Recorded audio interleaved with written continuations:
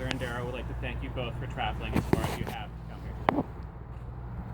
Before we proceed, Heather and Dara asked me if we could honor their mother and fathers and their parents across the room.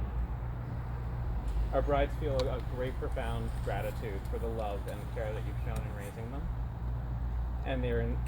and the unconditional gifts of love that you all have shown in love. Sorry,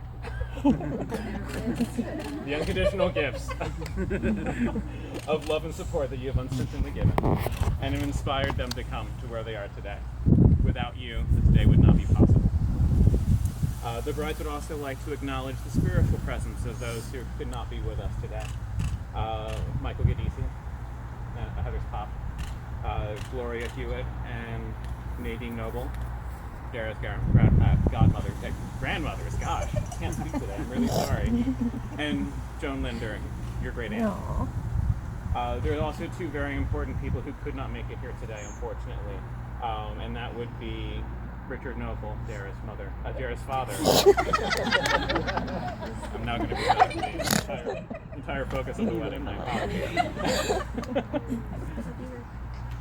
and Heather's nan, Charlotte Gadisi. Laura Campbell wanted to has a. Oh my God, I really can't today.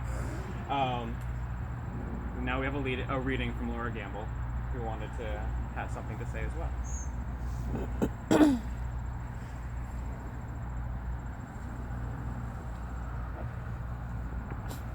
This is an excerpt from Plato's Symposium. Love is our best friend, our helper, and the healer of the ills that prevent us from being happy. To understand the power of love, we must understand that our original human nature was not like it is now, but different.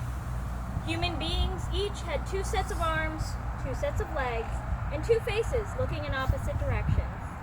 There were three sexes then, one comprised of two men called the children of the sun, one made of two women called the children of the earth, and a third made of a man and woman called the children of the moon. Due to the power and might of these original humans, the gods began to fear that their reign might be threatened.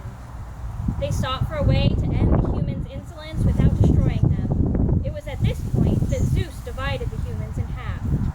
Each of us, when separated, having one side only, is but the indenture of a person, and we are always looking for our other half. Those whose original nature lies with the children of the sun are men who are drawn to other men. Those from the children of the earth are women who love other women. And those from the children of the moon are men and women drawn to one another. And when one of us meets our other half, we are lost in an amazement of love and friendship and intimacy, and would not be out of the other's sight even for a moment. We pass our whole lives together, desiring that we should be melted into one, to spend our lives as one person instead of two, and so that after our death there will be one departed soul instead of two. This is a very expression of our ancient need, and the reason is that human nature was originally one, and we were a whole, and the desire and pursuit of the whole is called love. Thank you, Laura.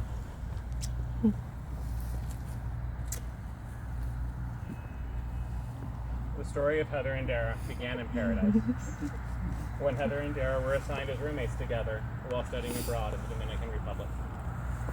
They both attended Philadelphia University for graphic design and never actually ran into each other the 4 years that they both went there. Heather, Dara, do you remember the day when you first met? Do you remember what the weather was like?